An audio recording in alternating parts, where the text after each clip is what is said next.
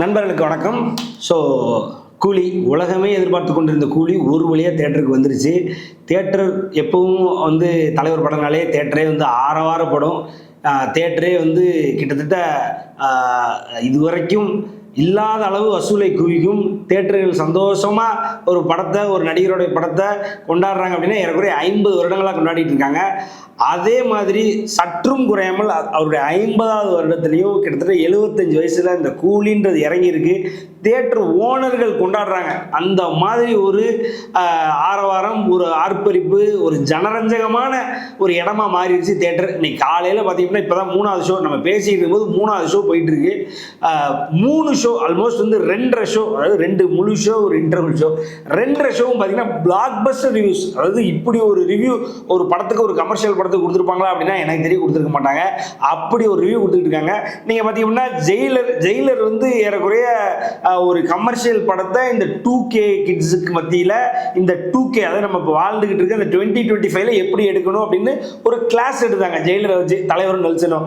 அதே இப்படி தான் எடுக்க முடியும், இதுக்கு மேலே எடுக்கவே முடியாத ஒரு கமர்ஷியல் படத்தை அப்படின்ற மாதிரி தலைவரும் லோக்கியும் சேர்ந்து ஒரு கிளாஸ் எடுத்துட்டாங்க.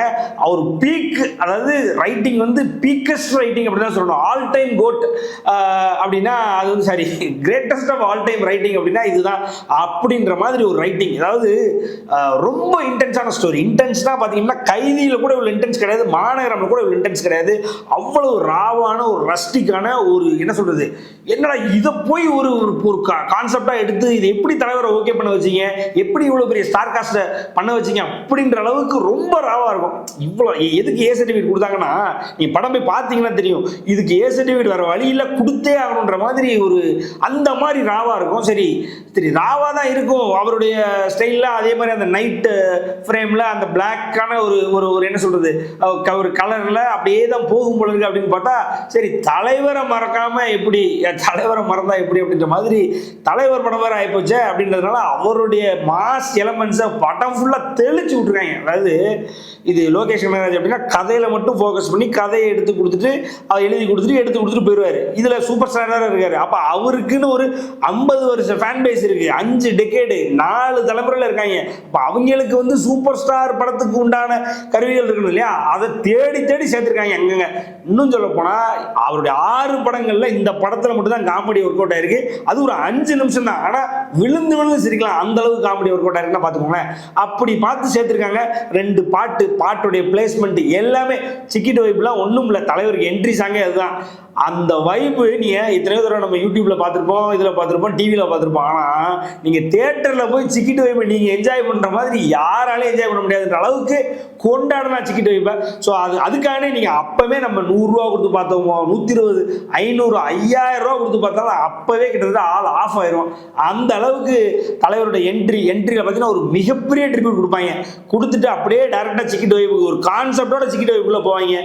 படம் எடுத்தவுடனே கதை ஆரம்பிச்சிடும். ஒண்ணும் இல்ல, ஒரு நூலை 2 ஆணிக்கு நடுவில் கோக்கச்சுன்னா, ஒரு நூலை ஒரு இடத்துல கட்டி 20 ஆணி நடுவில் மாட்டி விட்டு எல்லா இடத்துலையும் கட்டி கடைசி ஆணியில் கொண்டு போய் மாட்டா எவ்வளவு பெரிய அது ஒரு ரொம்ப காம்ப்ளிகேட்டட் ரைட்டிங். நீங்க ஒவ்வொரு சீனும் புரிஞ்சே ஆகணும், உங்களுக்கு புரிஞ்சே ஆகணும், நீங்க கவனமா இருக்கணும்.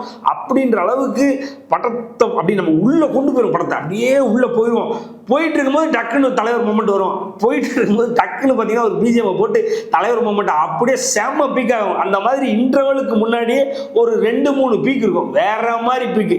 இன்டர்வல்லாம் நான் சொல்றேன், எத்தனையோ டிரான்ஸ்ஃபர்மேஷன் பார்த்துருப்போம். இப்போ ஆனாவுன்னா டிரான்ஸ்ஃபர்மேஷன் எடுத்து வராங்க இல்லையா, இந்த இன்டர்வல்ல நமக்கு ஒரு ட்விஸ்டோட கொடுப்பாங்க. ஒன்று கரெக்டாக சொல்லணும்னா ஜெயிலர் இருக்குல்ல, ஜெயிலரில் பார்த்தீங்கன்னா அவர் என்னென்ன பண்ணிடுவார், தலையை வெட்டி போடுவார், 2 பேரை கொள்வார், அப்படி இப்படின்னு வேற மாதிரி அவர் என்னென்ன பண்ணுவார் நமக்கு தெரியும். பட் ஆனால் அந்த விஷயங்களை அவருடைய ஃபேமிலிக்கு இன்டர்வலில் ஓப்பன் பண்ணுவார். சுற்றி ஒரு ஸ்ட்ராட்டஜி மாதிரி பண்ணி இருக்கிறவங்க அப்புறம் கொள்வாங்க.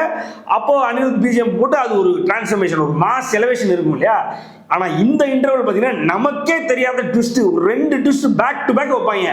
நம்ம ஆண் இருக்கும்போது பிஜிஎம் போட்டு தலைவரை ஏற்றி விட்டு இவரு தான்டா, இவரை கட்டிக்க ஆளே இல்லடான்ற மாதிரி ஒரு எலிவேஷன் லோக்கி கொடுப்பாப்பா.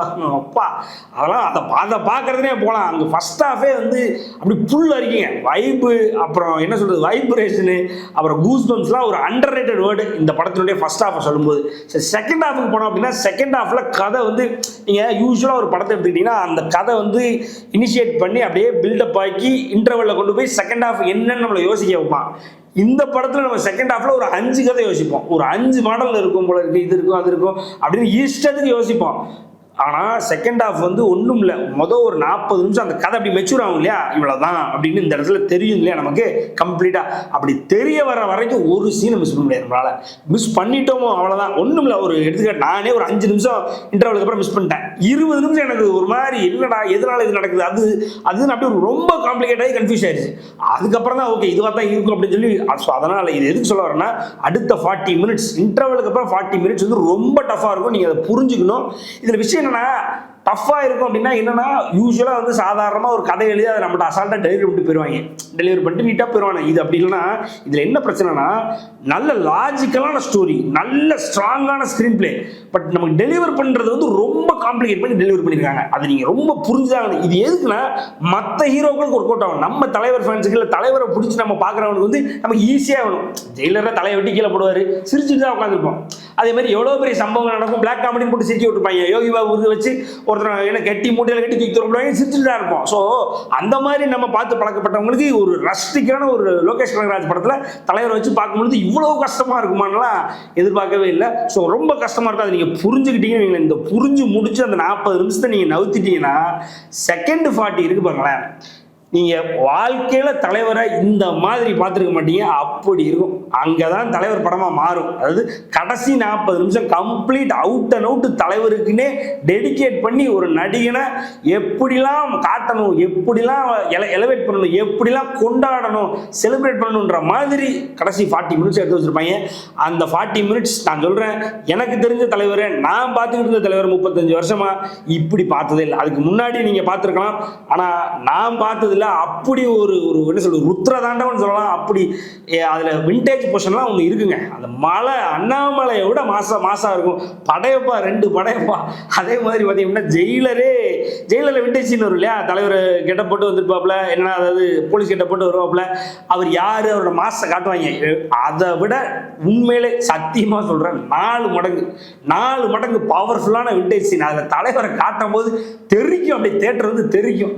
அதில் ஆரம்பிச்சு அந்த 40 நிமிஷம் உபேந்திரா கேமியோவா இருக்கட்டும், யாரு அமீர் கான் கேமியோவா இருக்கட்டும், அதெல்லாம் வேற லெவல்ல இருக்கும். இதுல என்னன்னா விஷயம் என்னன்னா, இது தலைவர் படம், எண்ட் ஆஃப் தி டே வந்து தலைவர் படம். நம்ம என்னன்னா, இது தலைவருக்கு இந்த படம் தீனி போட்டிருக்கா அப்படின்னா தலைவருக்கு நல்லா தீனி போட்டிருக்கு. இப்படி அதாவது இவ்வளவு சூப்பரா, இவ்வளவு சாதுரியமா, இவ்வளவு நளினமா அவர் எனக்கு தெரிய ஆக்ட் பண்ணி நான் பார்த்தது இல்லை இப்போதைக்கு. ரொம்ப அதாவது உள்வாங்கி அந்த கதையில ஒரு கருவாவே கம்ப்ளீட்டா மாறி அவ்வளவு தூரம் டெப்தா போய் நடிச்சிருக்காப்ல. தலைவருக்கு தீனி பிடிச்ச நமக்கு என்ன இதுல இருந்து தீனின்னு பார்த்தா ஒரு 10 சீன் எடுத்து வைக்கலாம். இந்த சீன் சொல்லி ஒரு 10 சீன் எடுத்து வைக்கலாம். அந்த அளவுக்கு சூப்பரா இருந்தது படம். ஜெயிலர்ல ஒரு 12 சீன் இருக்கு, அவ்வளவுதான். ஒரு 2 சீன். இப்போ என்னை கேட்டீங்கன்னா ஜெயிலர் வெர்சஸ் கூலி அப்படின்னா அது ஒரு தராசு மாதிரி தான். அந்த தராசு ஒரு என்ன சொல்றது, கூலியை ஒரு இன்ச்சு கீழே இருக்கலாம் ஒழிய அது அந்த மாதிரி இல்லை. அந்த 1 இன்ச்சு நான் ஏன் கீழே இருக்கிறேன் அப்படின்னா, ரொம்ப ராவா எதுக்குடா இந்த கதையை தலைவர் சூஸ் பண்ணி இது எதுக்கு இவ்வளோ கஷ்டப்பட்டு இதை நடிச்சு நம்மளை சந்தோஷப்படுத்தணும் அப்படின்ற மாதிரி ஒரு ரொம்ப உள்ள கொண்டு போயிருவாங்க தலைவர். அப்படி உள்ள கொண்டு போய் ரொம்ப கஷ்டப்படுத்தி நம்மளையும் கஷ்டப்படுத்துவாங்க. விஷயம் என்னன்னா, ஆனால் வெளியில் வரும்போது நமக்கு பார்த்தீங்கன்னா எவ்வளோ ஒரு காம்ப்ளிகேட்டான ஸ்டோரி, எப்படி அழகாக எவ்வளோ லாஜிக் மிஸ் இல்லாமல் எடுத்து வச்சுருக்காங்களே அப்படிங்கும்போது நமக்கு ஒரு பெரிய ஒரு மாஸ் படத்தை எடுத்து வச்ச மாதிரி நமக்கு ஒரு ஃபீல் ஆகும். அதில் எந்த மாற்று கருத்தும் இல்லை.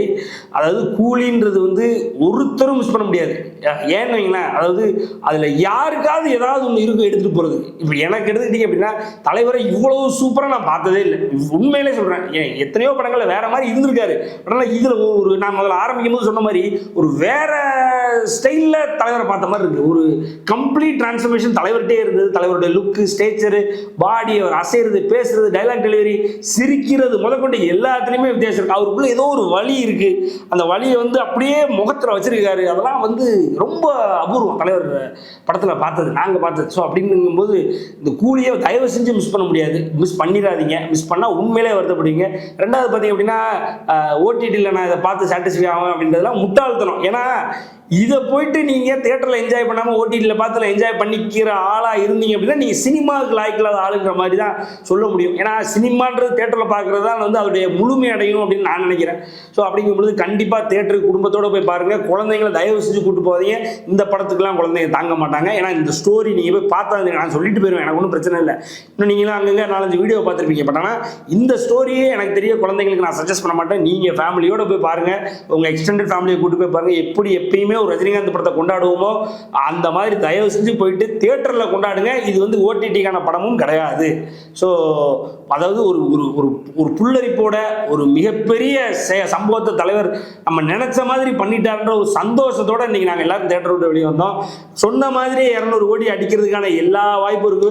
நார்த் இந்தியாவிலாம் பார்த்துட்டு வெளியில வந்து ரிவ்யூ அப்படியே, அதாவது ரஜினிகாந்த் மாஸ், தலைவா மாஸ், அப்படி இப்படின்னு மாஸ்ட்டு போனோம். தெலுங்குல ஒரு சைடில் பிச்சுக்கிட்டு போகுது ரிவ்யூஸ், ஒரு சைடில் பார்த்தீங்கன்னா வார் ஒன்றும் சரியாக போகலை அப்படின்றதுனால என்னவோ ஒரேடியாக கூலிக்கு டிக்கெட்டை விற்று தள்ளுறாங்க. ஒரு சைடில் பார்த்தீங்கன்னா இங்கே தமிழ்நாட்டில் பார்த்துட்டு வரவங்க படத்துக்கு வேற மாதிரி ரிவ்யூ கொடுக்குறான். வழக்கம் போல தலைவருக்கு வந்து, ஏன்னா தலைவருக்கு எதிரி எல்லா இடத்துலையும் இருக்கின்றதுனால நெகட்டிவ் ரிவ்யூ ஒரு 4 பேர் கொடுக்குறதான் செய்வாங்க. அதுக்கு ஒன்றும் பண்ண முடியாது. காசு வாங்கிட்டு கொடுக்குறான்றாங்க, இல்லை காசு வாங்காமலும் ஒரு சில பேர் தலைவருடைய வளர்ச்சியை பார்த்து இன்னைக்கு வரைக்கும் பொறாமப்பட்டவன் கொடுத்துட்டு தான் இருக்காங்க. அதை நம்ம இக்னோர் பண்ணிட்டு தலைவரை கொண்டாடணும், லோகேஷ் கனகராஜுடைய ரைட்டிங்கை கொண்டாடணும், அனிருத்தோடைய மியூசிக்கை கொண்டாடணும்னா இதை விட பெஸ்ட் படம் இந்த காம்போல வரவே வராது. சொல்லி அடிச்சிருக்காங்க லோக்கியும் அணியும், அதில் எந்த மாற்று கருத்தும் கிடையாது. தலைவர் வந்து 2 பேரையும் கட்டி பிடிப்பார் இல்லையா, அது வந்து எந்த அளவுக்கு உண்மை, அவர் எந்த அளவுக்கு நிதர்சனமாக முன்னாடியே பண்ணியிருக்காருன்னு நம்ம பார்க்கணும். ஸோ ஒரு பிக் வின் ஃபார் தலைவர் ஃபேன்ஸ் அண்ட் தலைவர். அது இதுக்கு மேலே ஜெயிலர் 2 என்னதான் வந்தாலும் அது அது எனக்கு தெரியாது, என்ன சொல்ல முடியும். சரி, அது இன்னொரு நமக்கு ஒரு போனஸ் தான் நினைக்கலாம். இது மாதிரி தயவு செஞ்சு படத்தை போய் பாருங்கள், கொண்டாடுங்க. நன்றி, வணக்கம்.